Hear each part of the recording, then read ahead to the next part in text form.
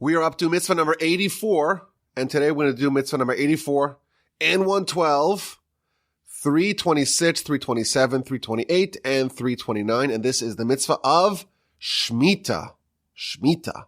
This is a very topical mitzvah because Shemittah happens once every 7 years.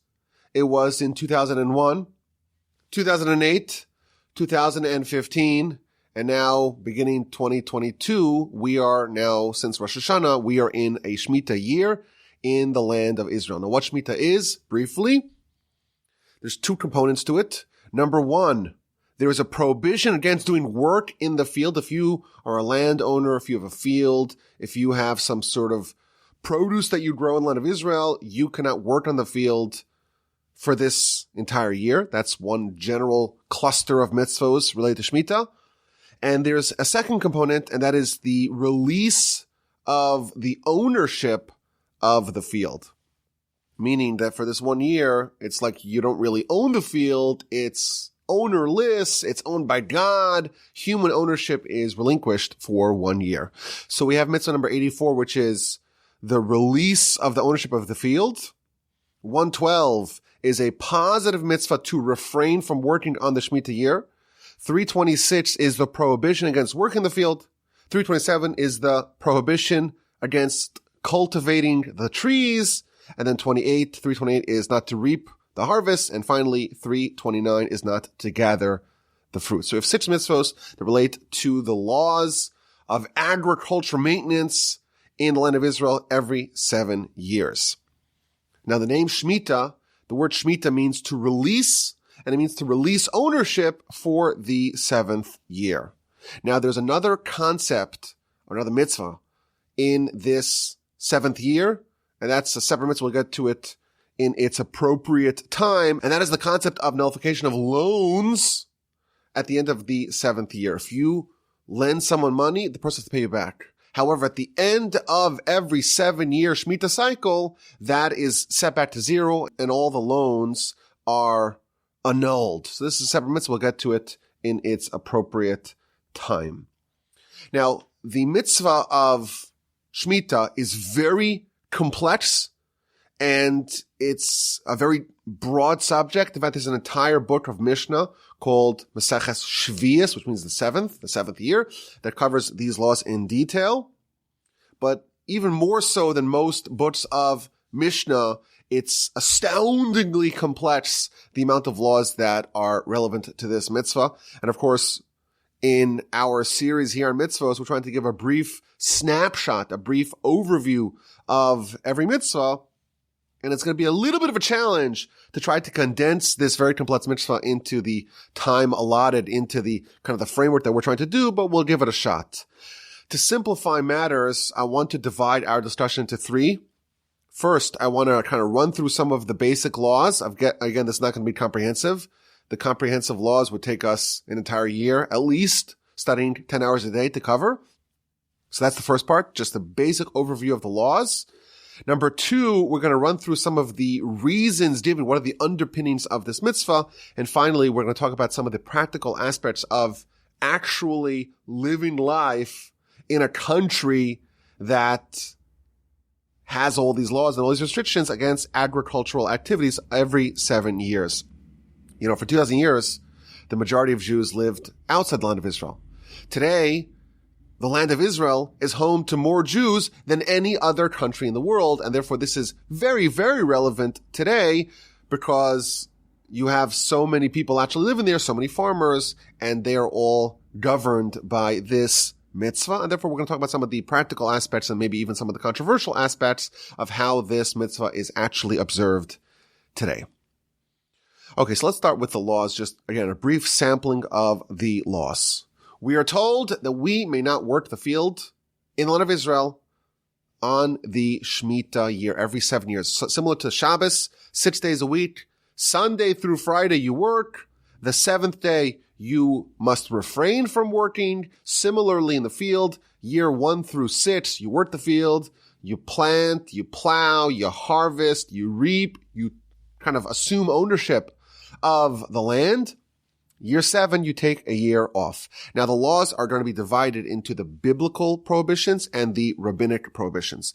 And again, I don't want to get too technical because it's a little bit, well, it's a lot of bit of laws, but I want to give just the basic framework and overview. Today, because we don't have a temple, all the laws of Shemitah are rabbinic, so it's important to note that, number one. But the laws itself, we always separate the biblical restrictions versus the rabbinic restrictions because there is a very important difference between things that are biblically prohibited and things that are rabbinically prohibited. The things that are biblically prohibited, under no circumstances would you be allowed to do that on the 7th year. Whereas things that are rabbinically prohibited, if refraining from doing that will permanently damage your field, then you may, in fact, do that on the Shemitah year. You could do as much as is necessary, and not more, of course, to prevent the death of a given plant. And those things, like we'll talk about them, like watering the field, etc., things like that, you're allowed to do things that are only rabbinically prohibited, provided that that is what's needed to ensure that the plants don't get destroyed. The 4 things that are biblically prohibited are planting, harvesting, pruning, and pitching the fields. And then once we get to the rabbinic aspect of it, we talk about, applying fertilizer and plucking dry leaves or branches or watering a garden. These are all parts of the laws that are prohibited, but you would be allowed to do that if that is necessary to ensure that the field doesn't get destroyed. Now, just to give you an example of how detailed these laws are, one of the books that I read to prepare for this discussion, it's like a simplification of these laws. And it has an entry on mowing the lawn. So lawn is, you have grass. That's a plant. You let to mow the lawn on the Shemitah year. So of course it's not for food, but this is not necessarily limited to food. Any work in the field is prohibited. So are you allowed to mow the lawn? So this is what it says. This is what the entry on mowing the lawn says. If there is a concern that the lawn grass is going to harbor snakes, because once there's lots of grass, there's room for snakes to go there, and that's very dangerous, then you could cut the field. You could cut the grass. If the grass is very thick and you want to mow the lawn to improve the general appearance, well then it's a whole discussion. Opinions differ. If it is being mowed to improve its general appearance and the grass is thin, then it's definitely prohibited because it's going to improve the quality of the lawn. And regardless of what instance you are mowing the lawn, you cannot mow it as low as you do under normal circumstances. You have to cut the grass a bit higher. So again, this is just such a minute aspect of life, but it kind of gets us into the framework. If you're living in Israel and you have a garden or you have a lawn, your whole life or your whole year is going to be dominated by all these specific laws because you are not allowed to just behave as if you own it under normal circumstances during this 7th year. Now, there are also prohibitions on work done before the 7th year, depending upon at what juncture of the 6th year work is not beneficial for crops of the 6th year, meaning work done on the field on year 6 is beneficial for the fruits of year 7.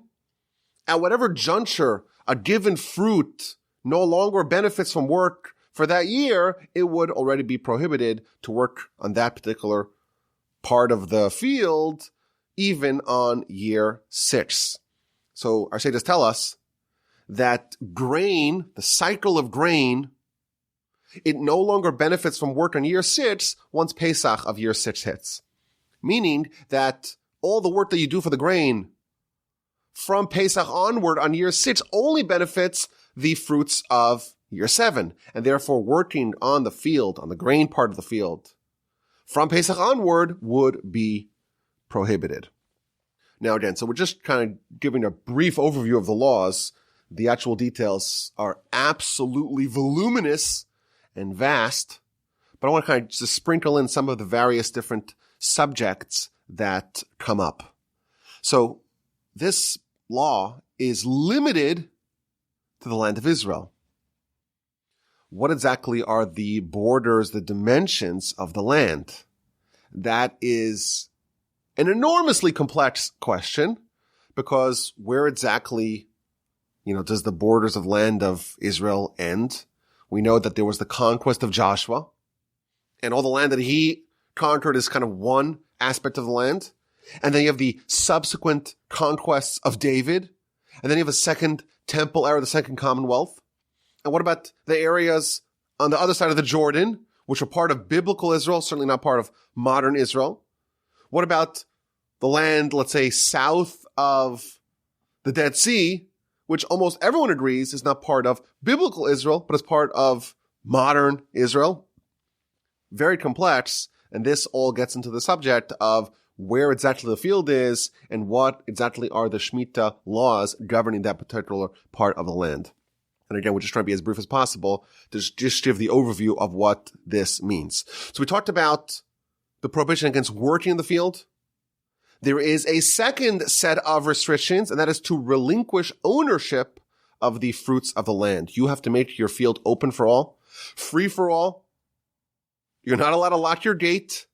You're not allowed to deny access to your field. Anyone is allowed to walk in. If someone walks in, they're allowed to take fruits. It's, again, not yours. It's ownerless. In fact, you are required to declare it ownerless, but even if you don't declare it ownerless, that is the law. Anyone can walk in and take whatever they want, provided that they don't take more than a week's worth. And you really can't stop them.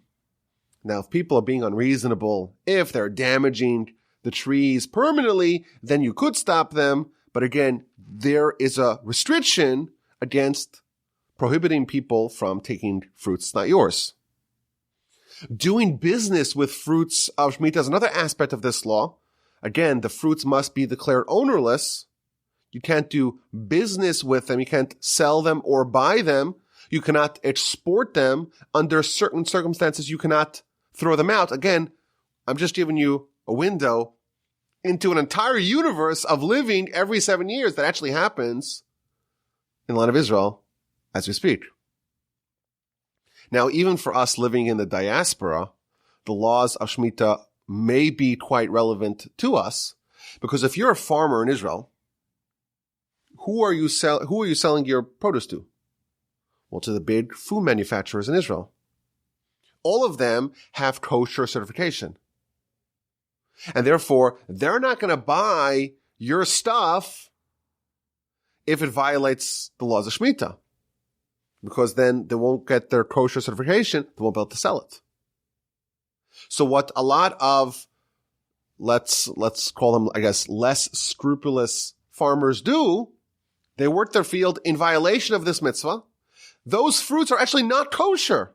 This is the one instance where you have fruits and vegetables that are not kosher, because work was done on the Shemittah to produce those fruits. And then they ship them to the United States and Brazil and Europe and Mexico and all over the world.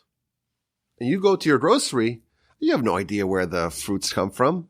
Do you have any idea? You just go and you just pick, oh, these look really nice. Check them out. All these fruits look really good. You buy them. It may, in fact, be not kosher because it came from Israel and work was done to it on the Shemittah in violation of the laws. And now the unsuspecting consumer of the diaspora is actually eating not kosher because this was produce of the seventh year that was violated. The laws were violated. And again, the details are absolutely vast. We're just trying to get a flavor of this mitzvah. But what's really interesting, where these mitzvahs appear, so they appear several places in the Torah, but most comprehensively, they appear in Parshas Behar, at the end of the book of Leviticus. And the Parsha starts off by telling us that Moshe taught over these laws of the Shemitah, Behar Sinai, at Mount Sinai. There's a very famous comment featured in Rashi. Rashi says, why are we told that the laws of Shemitah were told at Sinai? All the laws were taught at Sinai. Why does the Torah specifically mention laws of Shemitah were conveyed at Sinai? So Rashi says, just as laws of Shemitah, the general principles and the details and all the minute aspects of the mitzvah were conveyed at Sinai, so too every mitzvah was conveyed at Sinai. The general principles and the details and every minute aspect was conveyed at Sinai. It seems that this idea is telling us that the mitzvah of Shemitah is emblematic of mitzvos at large. We need to be conveyed a message that all the mitzvahs were conveyed at Sinai to Moshe, and Moshe, of course, passed it on to the Jewish people. Which mitzvah was chosen to convey this principle that all mitzvahs were taught at Sinai? The one mitzvah that really represents what the goal of all of Torah is all about.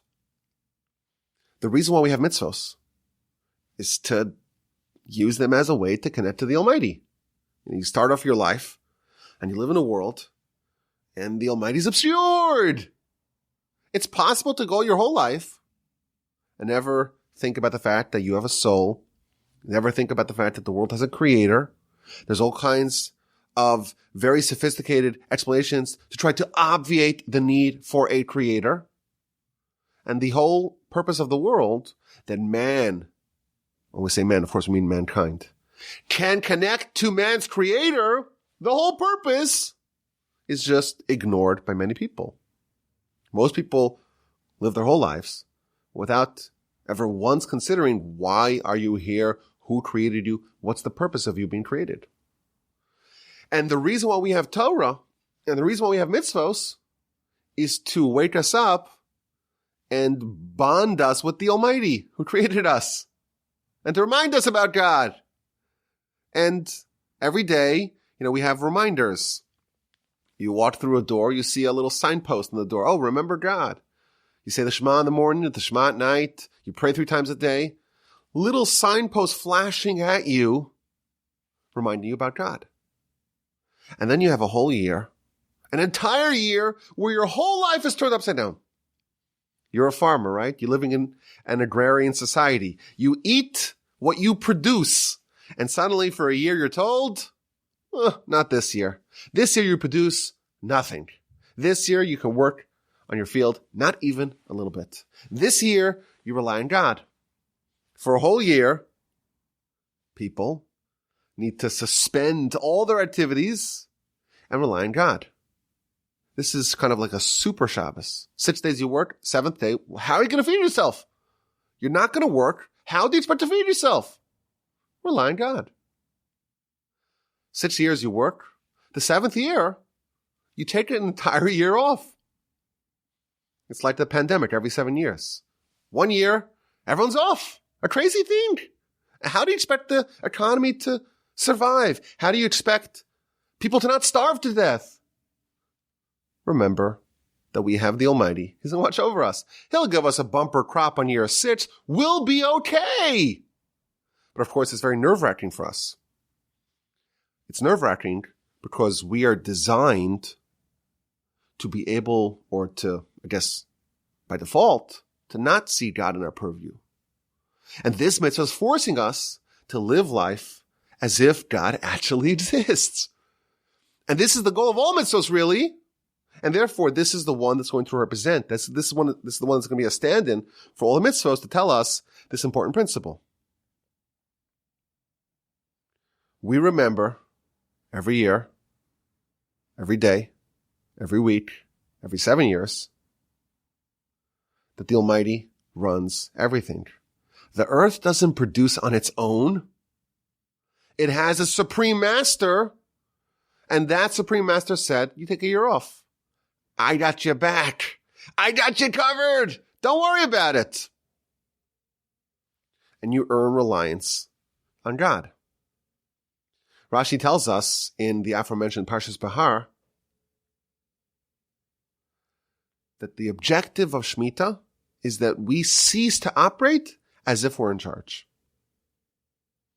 We, for an entire year, fully acknowledge that it's the Almighty who's in charge. they tell over a story that two litigants came to Rabbi Chaim Volozhiner, and they were fighting over a property, and each one of them said, it's my property. Another guy said, no, it's my property.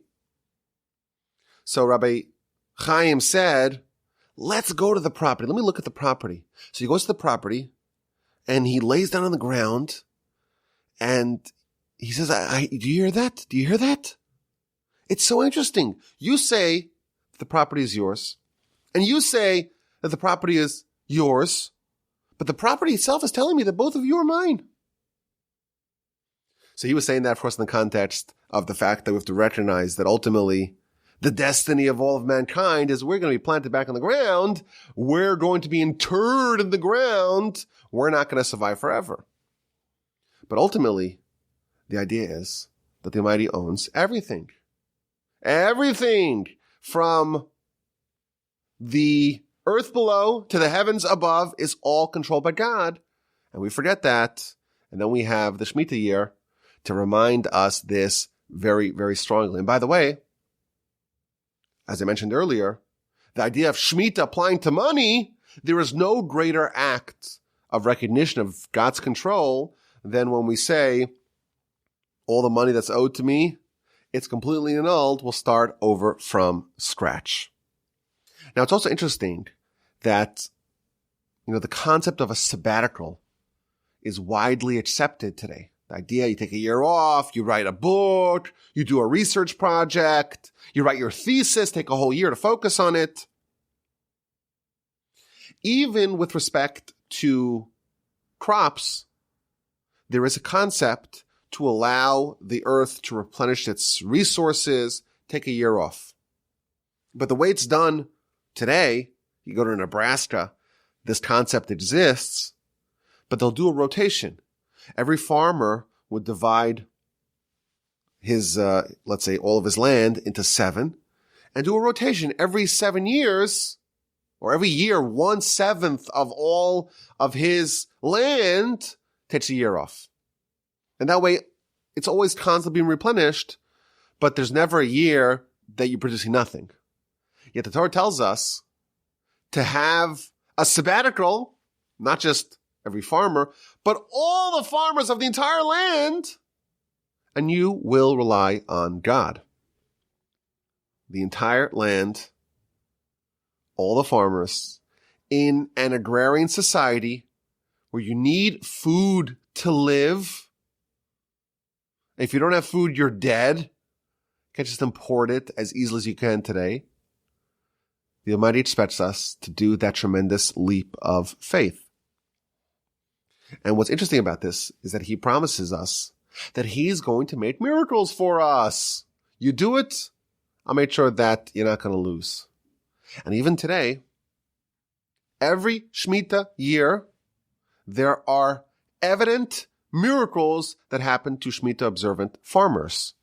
There were many, many examples of this where, for example, one year, 1959, there was a swarm of locusts, and every Shemittah observant field was untouched, and every farmer that violated the laws of Shemittah had all of his produce absolutely devastated. So we still see that the miracles that God promises even exist today. Now, on a practical level, again, like we mentioned, the details are very vast. The details are complex. The consequences of not observing the laws of Shemittah are very serious.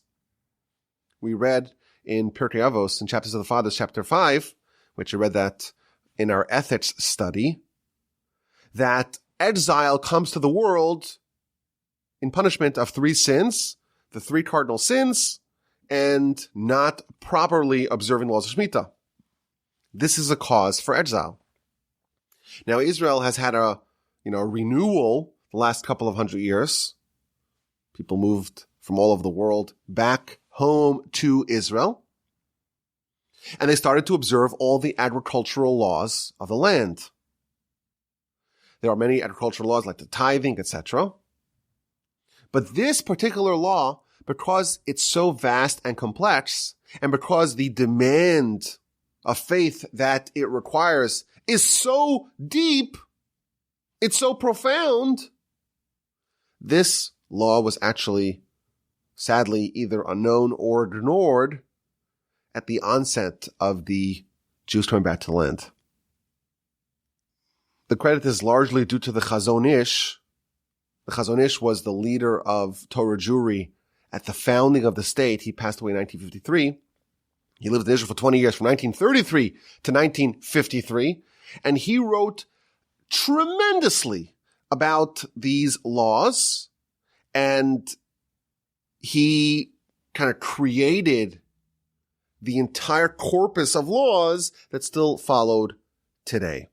Now, the problem is, and this is where that's very controversial, is that, in the 19th century, there was a very dubious loophole that was adopted by the members of the old Yishuv, the members of, kind of the farmers who moved to Israel. This loophole is called the heter mechira, which essentially means that you would take the entire land of Israel and sell it wholesale to the non-Jews. And non-Jews don't have the Torah, don't have these mitzvos, and therefore you kind of rent space in the non-Jews' farm, and therefore you find this ingenious loophole to actually work on the field and to violate all the laws of Shemittah in a kosher way during the 7th year. The problem is that these sales are a little bit farcical because you're not actually selling it, number one, but also it's prohibited to sell land in Israel to non-Jews, but nevertheless, this loophole was employed.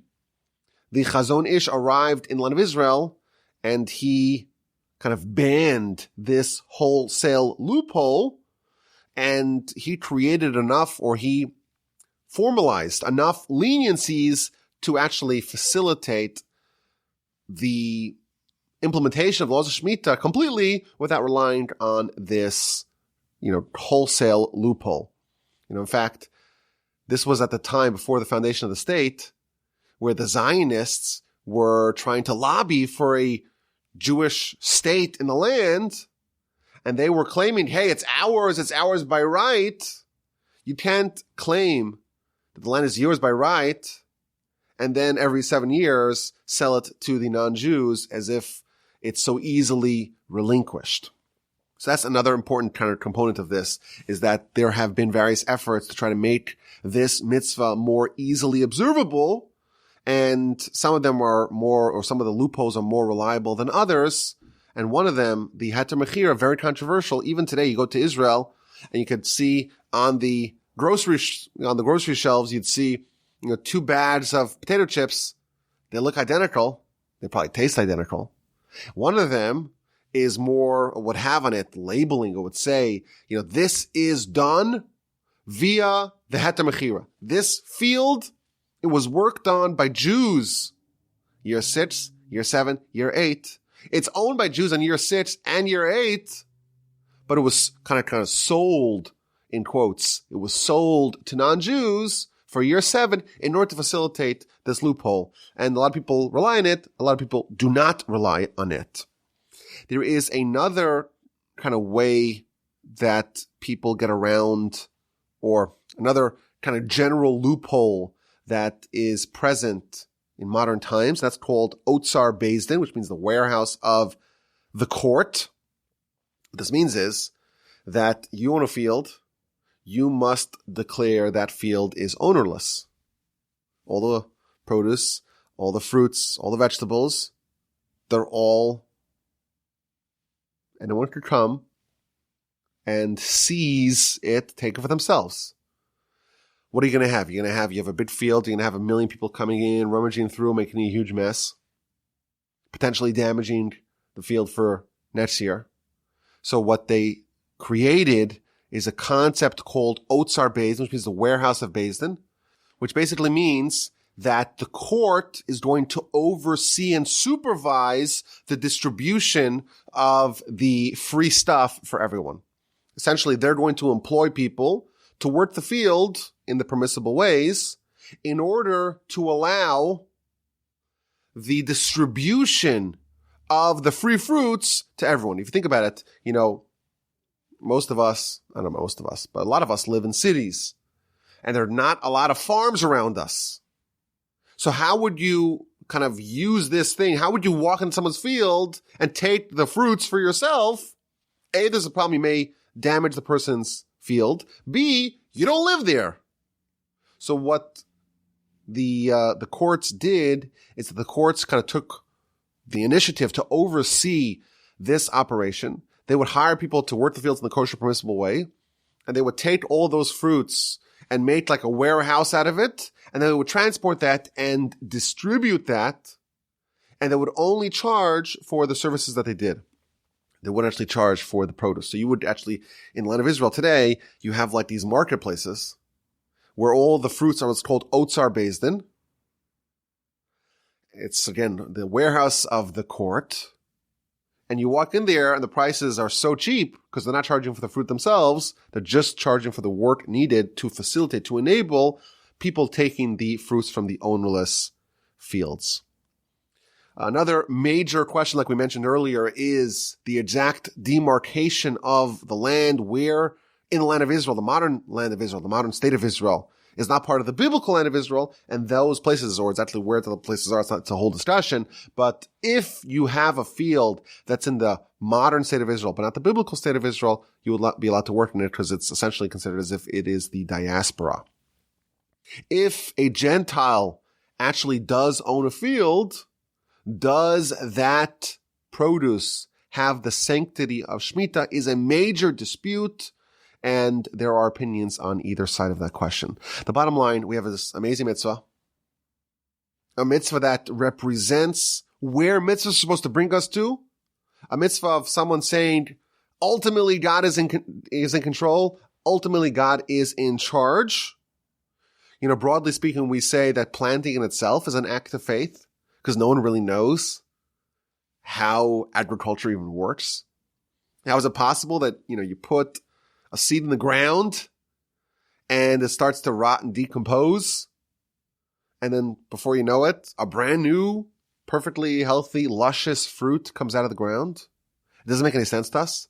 If you think about it, when someone dies, you also plant them in the ground. What would happen if when you plant a dead body in the ground and then you water the field, and then after a year or two, a new baby comes out of the ground? Ta-da! Welcome! Good morning. Good to see you again, right? That would be so strange to us because we're not used to that.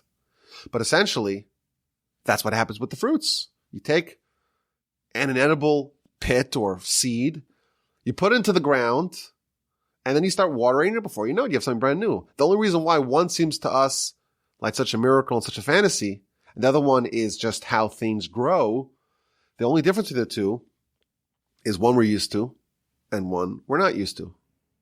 In fact, our sages tell us that the resurrection of the dead is essentially the expansion of agriculture to humans. That's what the resurrection of the dead is. It's where the concept of, or the miracle of agriculture extends to humans. All those humans that are buried in the ground, all those seeds of future humans are buried in the ground, are eventually going to sprout forth as brand new living beings. So the whole concept of agriculture is a miracle to us. And every 7 years, we have a whole year of super faith, super reliance on God. And this kind of mitzvah is really emblematic of all the mitzvahs in general. They're all there to try to foster and create a feeling of connection and relationship between us and the Almighty.